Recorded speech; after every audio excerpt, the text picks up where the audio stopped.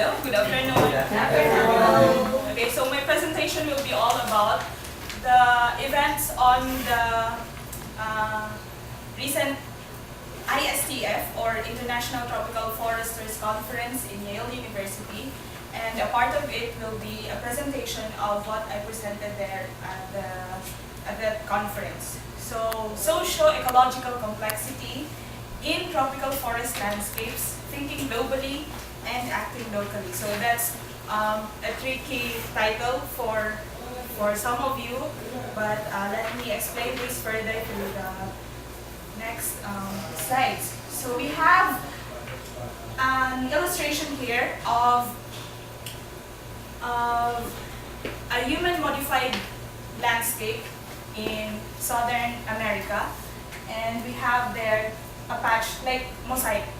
Have you imagined mosaic? No. So that's forest together with patches of sugarcane plantation. So that's an example of a human-modified landscape. So according to study of Potapov, it's also a Southern American research. Almost all of the forest loss in the globe is mainly because of logging, and if you can see, in Southern America, most of that area is more on agriculture or pasture. That's also the same, mostly the same here in the Philippines. Slash and burn agriculture, illegal logging, the forest fire also. So that's the rampant reasons of the increasing loss of forest in the globe nowadays.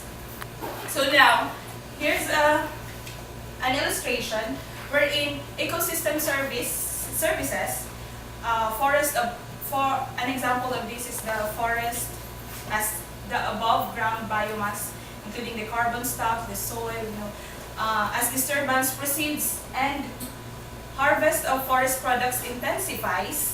So habang tumataas siya, illustration yan, the green one is meaning the sustainable part, and then the red one is the unsustainable part.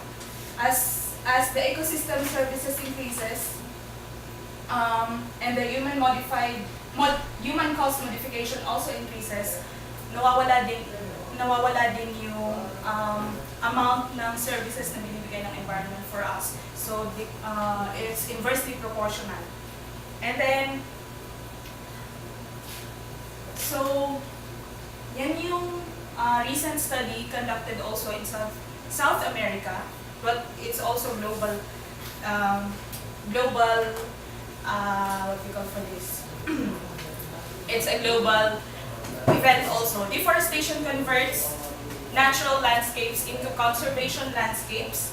So naging conservation. Natural landscapes as in wala pang disturbance. And then if you have conservation landscape, may disturbance na nangyari, but then you have to, meron pang limitation na ginagawa. So nakakonserve pa siya.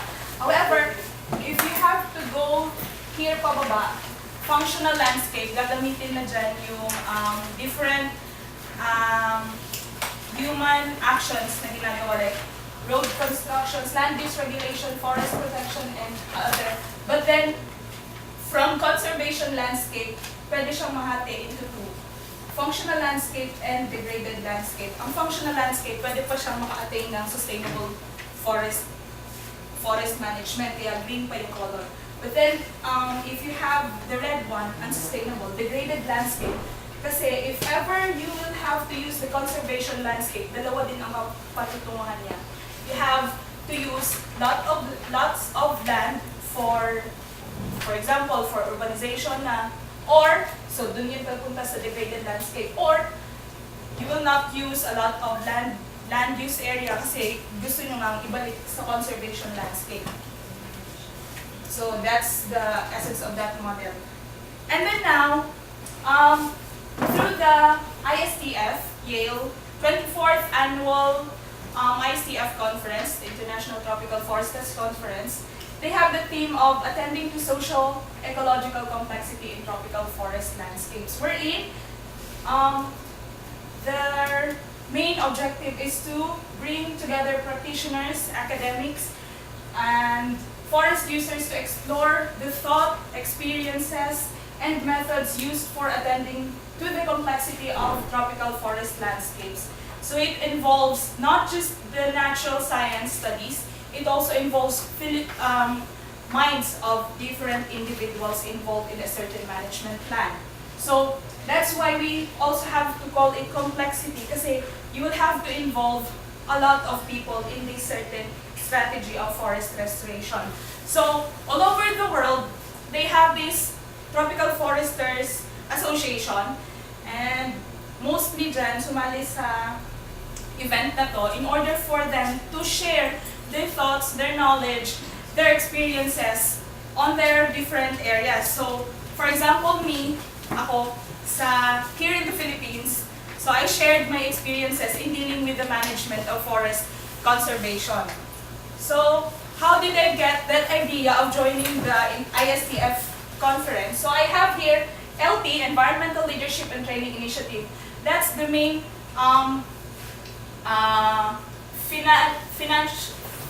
funding agency that brought me onto that conference in Yale University. Joined this certain organization. So we have LT as part of the center research of Yale University.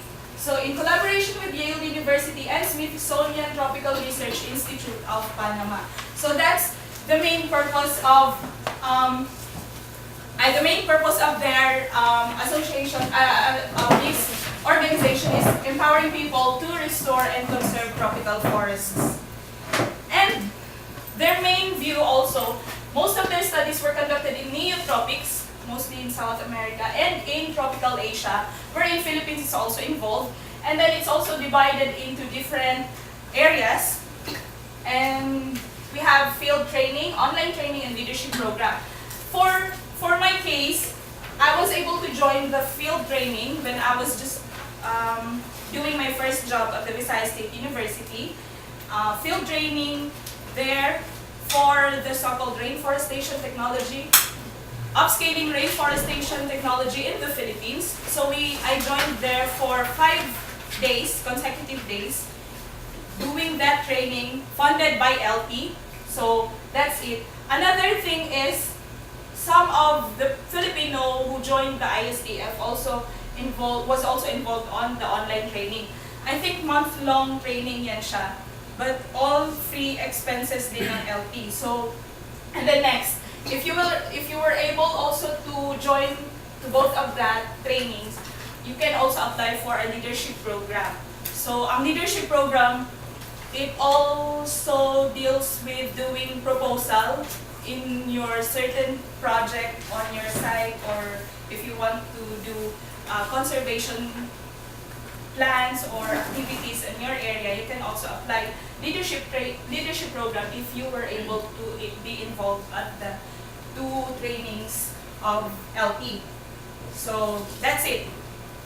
Now, in the case of the Philippines, since thinking globally and acting locally, we have the Philippine Scenario of the primary plus secondary forest cover according to FAO 2001. 19.4% of the 300,000 square kilometers land area na lang ang naiiwan, and only 3% covered with old growth forests, mostly montane. So yan yung case ng Philippines. Now, during my first job in VSU, I was able to look at the different forest landscapes since we were doing forest conservations on our research in VSU. So we have slash and burn farming, we have fire in Inupacan, grassland. Inupacan is my hometown, and if you can see, yan na lang siya. And illegal poaching. We also have road construction from Babatngon, San Miguel, Leyte, wherein Dr. Fernando was also able to find some endemic species of flora here. But then, you can see the road construction, more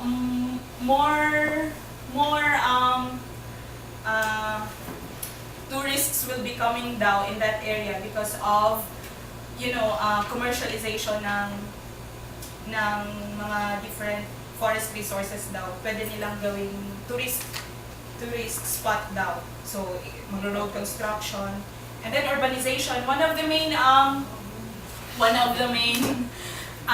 issues during the ISTF, 24th conference of ISTF, they were able to find out that there is a blurring of urban area with rural area, especially in America. You cannot differentiate what's the urban area and what's the rural area. And then mostly in the case daw sa America, they were able to look the same poverty threshold in rural and urban area. They have the same educational attainment. So that's why they said there's a great blurring of urban and rural area. And like sa Philippines, medyo makikita pa natin, provincial life talaga ang rural area. Forest fire in Shaton, Negros Oriental. So, yan na siya. During my last visit there. And Kabangkalan, Negros, I think it's Occidental. Oriental, yeah. Full of sugarcane plantation. If you remember, during my last talk also here in sa BCU, Biodiversity Seminar Series, I was able to discuss about the first logging company here in the Philippines, which happened in Negros province. And then that's 1904, before the war. Mostly sinalog ay dipterocarp species. And now they've turned all of that into agricultural areas na ngayon. So mostly, if you can visit Negros province, mostly na doon, puro ganyan na lang makikita. Then ultramafic grassland, Dapay Zambales, ultra basic grassland sa Brooks Point, Palawan. Highly acidic and eroded grassland, Rojas, Mindoro Oriental. Highly eroded and limestone grassland in Pilar, Camotes Island. So tingnan niyo yung, if you can see the sustainability of that area there. Ultramafic grassland in Salcedo, Eastern Samar.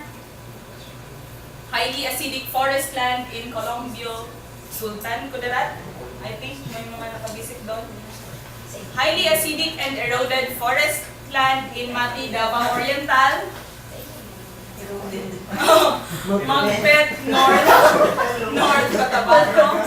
Then we also have in Ibuli, South Cotabato. Lake Cebu, South Cotabato also. Claveria, Misamis Oriental. See the effect of the remaining 3% forest cover ng Philippines. Tabango, Leyte, which is highly affected yan ng Yolanda during the 2013, November 8, 2013. Highly acidic grassland in Silago, Southern Leyte.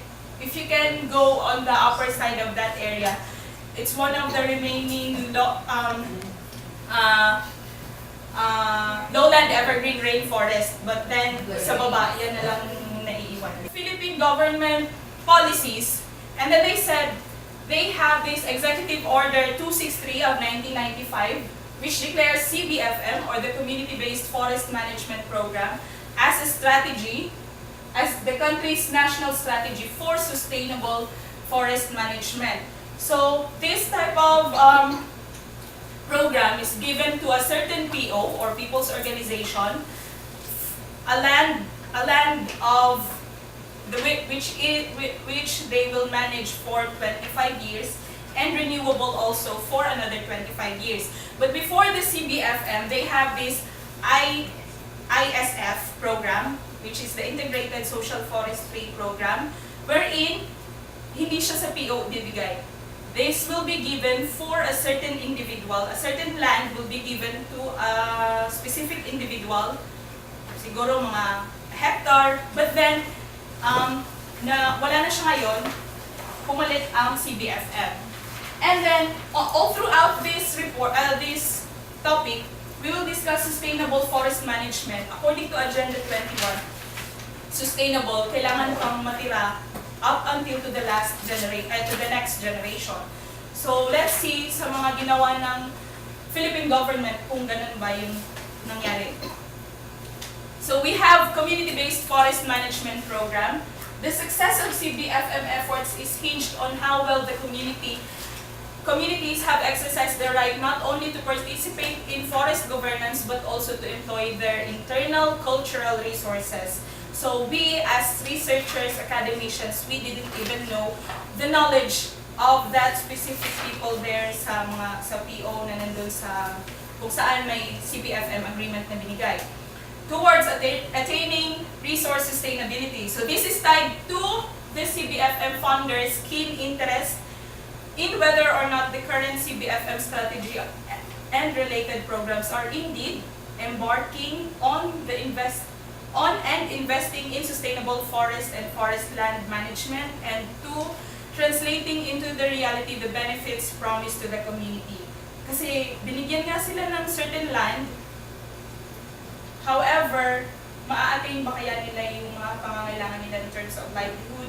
So in this topic, this is actually the report that I gave at the ISDF. I looked at the environmental benefit for the community, ecological benefit, and the social benefit. Since community siya, people's organization, I have to deal with different minds, different people, and different stakeholders, LGUs, non-government agencies involved in on that specific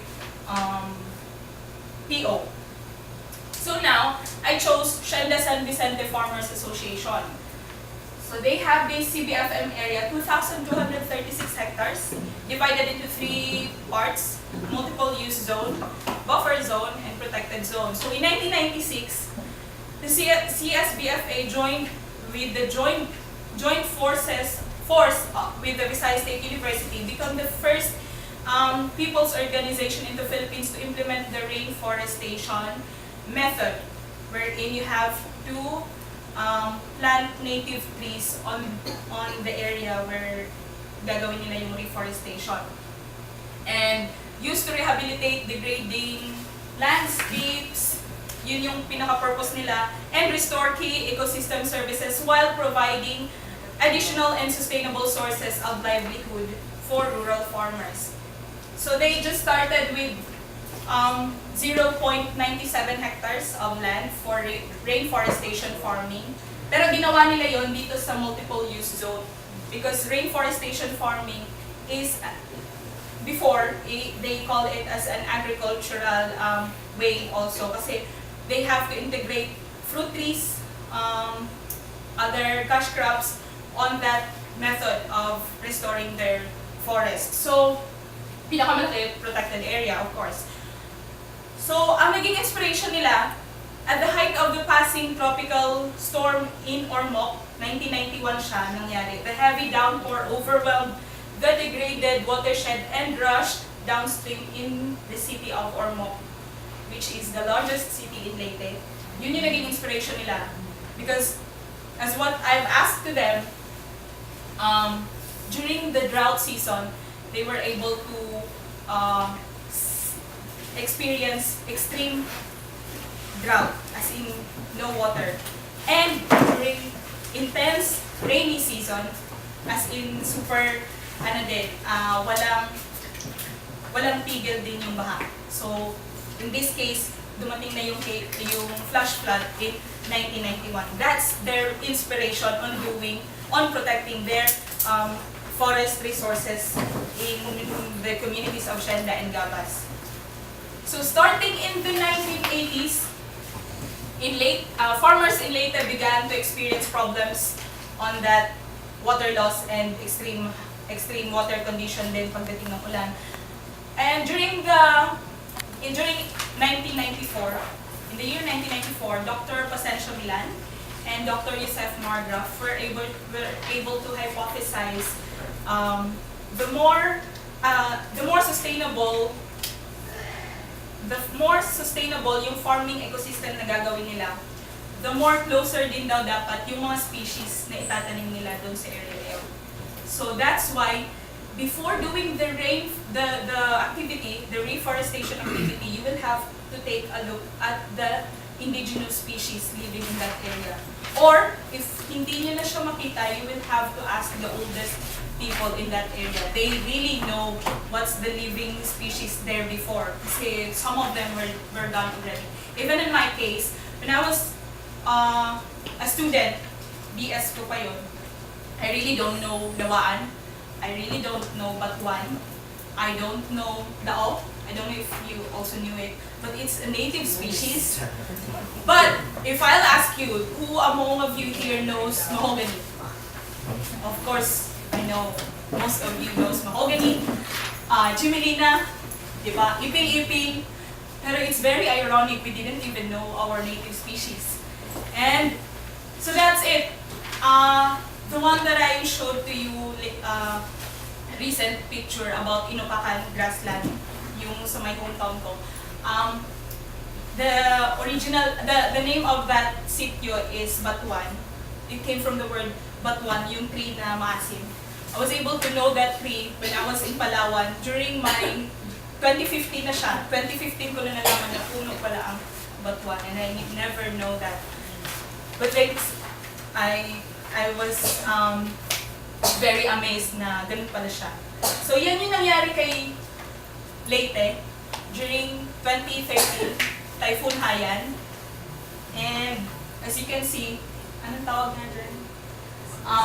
Malakas na wind, dinesign siya para to avoid yung malakas na hangin, pero see the event. So now, balik tayo dun sa Hacienda San Vicente Farmers Association. Since it was divided into three zones, we have the multiple use zone, wherein settlements and traditional and or sustainable land use, including agriculture, agroforestry, and other income-generating livelihood activities as prescribed by their management plan is located. So yan yung, they have this abaca before the bunchy top virus. They have coconut plantation. They also integrated some fruit trees on the, so that's the part of the multiple use zone, the buffer zone.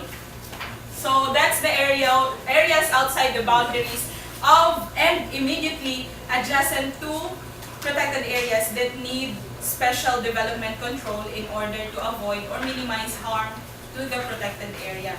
So yan siya yung buffer, from the word buffer. Protected zone. So yan yung mostly sa mga species na na-identify doon. Identified portions of and water set aside by reason of their unique physical and biological significance, managed to enhance biological diversity and protected against destructive human exploitation. So yan yung ginagawa ng CSBFA, controlling illegal logging in the area. Because in 1990, before the formation of the PO, CSBFA, CSBFA was formed in 1996 through community organizer coming from the Visayas State University, wherein he stayed in that certain people's organization for 7 years. Ganon katagal yung pag-organize niya din, and ganon katagal pag-gain niya ng trust sa community in order for the community na i-devote din nila yung sarili nila into forest management. Because before, even the members of the CSBFA were illegal loggers also. So now they are now protecting their forest. And as a result, from 1997 to 2013, CSBFA sold over 1.6 million worth of native seedlings coming from their reforestation farm, and then the different mother trees coming from their dun sa whole 2,236 hectares of CBFM area. Sinold nila to different organizations, agencies, and individuals. And one of the important factors that is the adoption of forest restoration strategies, their initial awareness of the danger of the unabated forest destruction. So that's what I've said earlier, na the community organizer, wherein 7 years siyang nag-o-organize talaga, continuous IEC, information, education, communication, yun yung ginigay niya in order for for them also to do the whole program strategy ng forest restoration sa Shenda and San Vicente. And then now, after having negative experiences with previous projects, mahirap talaga i-gain yung trust ng community. It's because, especially government agencies, one of the main issues during the ISTF is the universal problem of corruption. It's not just here in the Philippines. Mostly sa mga nakausap ko from South America, rampant din ang corruption. And so that's it. But then, the result of their whole livelihood program, pagdating sa ecological importance, they were able to distribute water all throughout, not all throughout, but some parts of Baybay City Leyte. Yun yung naging problem nila, if you can remember. Yun yung naging problem nila before the initiation of the CSBFA organization, loss of water. But then they are now distributing water all throughout the Baybay City area. And now they were also distributing native seedlings of, native seedlings to different agencies. And they were able to purchase car ba? Tawag na. For delivery na ng mga seedlings and some other. Meron din silang the main thing also pagdating sa social side, kasi hindi lang ecological titingnan ko, no, kasi mostly din sa mga tao, they will look at the social side and most importantly economical side. Unahin natin sociological side. Sociological side, they were able to distribute this knowledge to their mga young generation. So they involve youth. Ang membership, it's not just individual, it's per family. So per family, they wanted to have this involvement of their children, especially sa baging ng siblings, sa even pagdidilig. They wanted their children to really inculcate in their mind the importance of restoration, forest restoration. So now, yan, pagdating sa forest na, lalaki na pupunta doon. Pagdating dun sa baging, sa nursery, it's all girls. And pag nandun yung girls, andun din yung mga anak, of course. So that's it. And then now, the main operational framework na nagawa ko dun sa report ko dun sa ISTF was nag-start dito, community awareness and empowerment. Hindi nila gagawin yung lahat without the empowerment, without awareness. Empowerment was made within 7 years of organizing. And then the organizer never gave up. So iniwan niya na ngayon yung community. It's because he knows that the community can handle it already. Actually, since nag-start sila noong 1996, in 2016, they were able to celebrate their 20th year already. And now, farmer-to-farmer training. So sila na naman nag-train sa iba-ibang farmers in Baybay. Not just in Baybay, because Visayas State University is inviting some other POs around the Philippines to witness also the result of the CSBFA farm. And youth organization, integration, development of IEC materials also, community outreach programs, and recognition and award. Mamaya ipapakita ko yung mga awards nila. And support services, of course, support services coming from the different stakeholders involved, and the tenurial instrument given to them at first place, yung CBFM, which will be renewed after 25 years. So na-approve ang CBFM agreement nila in 2000, and i-renew nila yun after 25 years, so 2025. Income generating activity, hindi nila binitawan yung restoring their forest because they can see yung payment for the ecological services, nakita nila yung effect din noon. Yung especially during the drought season and the rainy season, na-minimize talaga yung ecological problem nila in the area. And actually, during the ISTF also, I remember Dr. Eleanor Sterling, one of the chief scientists of the American Museum of Natural History, she said, within 5 minutes of plenary talk, she said that during the last years of working with communities, the main thing that bothers her is it all depends yung magiging result nun. Because the mindset of, you will have to deal with a different mindset of people, different stakeholders, different LGUs, and here it involves money also. So you cannot easily say na magiging successful ang isang program because it all depends. So that's it. The achievement and recognitions of CSBFA. In community level, they have this forest warden, mga bantay gubat, deputized already. Municipal level, replication of CSBFA experiences in interior communities, and regional level, best CBFM holder also. And then in the national level, national reforestation trainer, awarded by the DNR, Memorandum Circular 2004-06, I mean, it's not 2006-06. And then international level, so marami din, UN, innovative communities, may mga libro na sila dyan. As in, makikita niyo yung effect niyan. It's not just the success, meron din silang challenges na nakita because since this is a community, they were able to have different mindsets within the members. So, sa members, merong iba na umaalis because of, some away-away. But then, yung iba talaga, they never gave up. So, up until now, they're celebrating more than 20 years already. So, that's what I've said. Also, improvement of existing rice production system, which is, nagko-contribute na sila ng tubig sa Baybay City later. And then, one of the memorable thing that I had there in my thesis is this tree of Eritrea littoralis, Dumon. That's the only remaining Dumon tree on the overall 2,236 hectares. And then someone asked the community, why not cut that tree because it's a good timber. And then one of the PO, I think the first PO president, I think, he said, no, it's the only thing na makikita na lang ng anak namin. It's the living bank that we had. We cannot easily cut that kasi if we cut that, wala na. Isa na lang kasi yung naiiwan, di ba?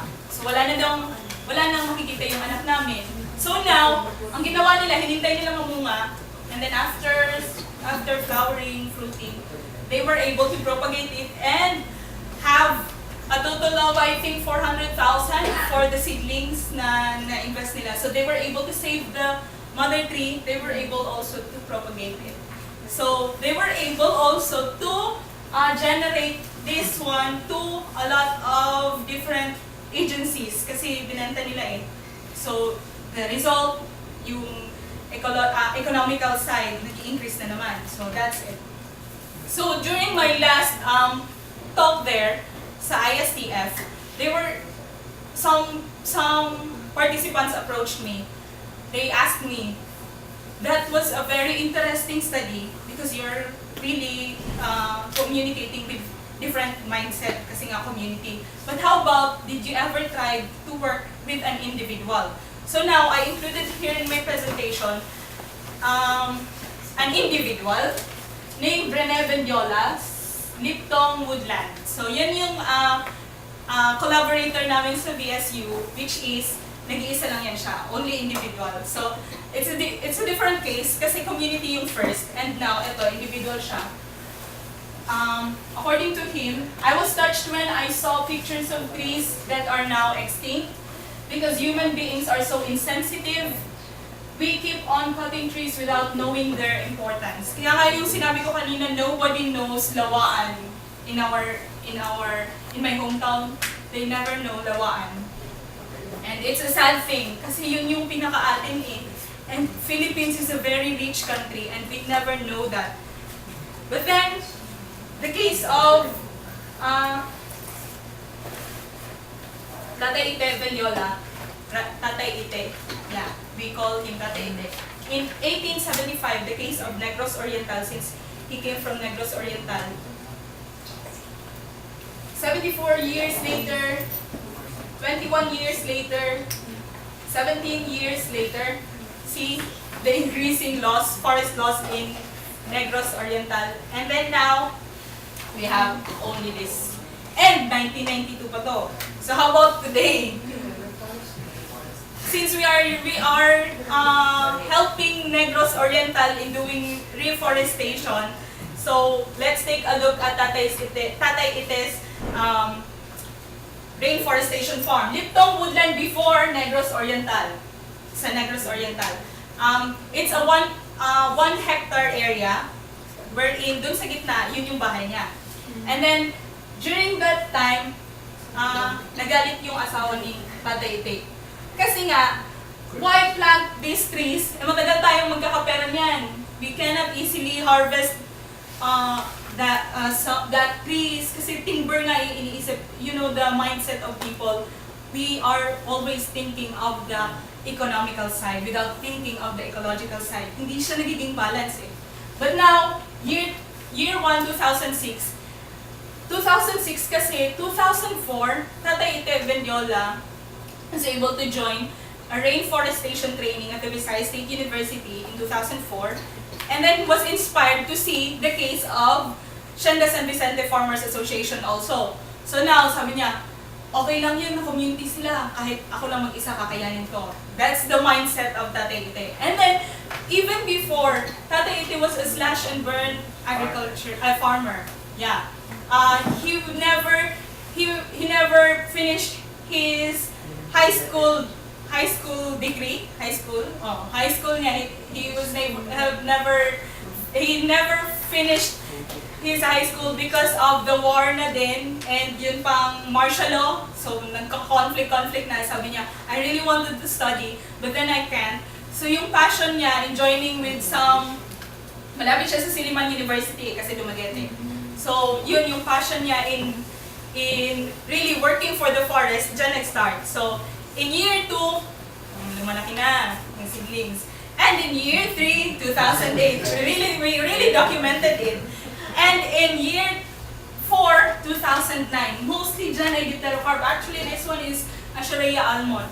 And later, you can see that yan siya, integration niya na yan with the fruit trees. Lanzones mostly. Toneladang lanzones na na-harvest niya. Which is, yun naman yung tinitinda niya for additional income also. So, the wife of Tatay Ite, we remembered, kasi galit yun sa kanya, bakit ba nagtatanim ng puno? Eh, mahirap daw ang pag-harvest, mahirap magkapera sa puno daw. And especially, ang native trees, ang mindset kasi ng Filipino, pag native trees, yung mga lawaan, matagal daw tumubo. But then, there are a lot of native trees that is really good for reforestation. So, mabilis lang din talaga if you only know the idea of the local species in your area. Kasi mag-thrive yun agad eh.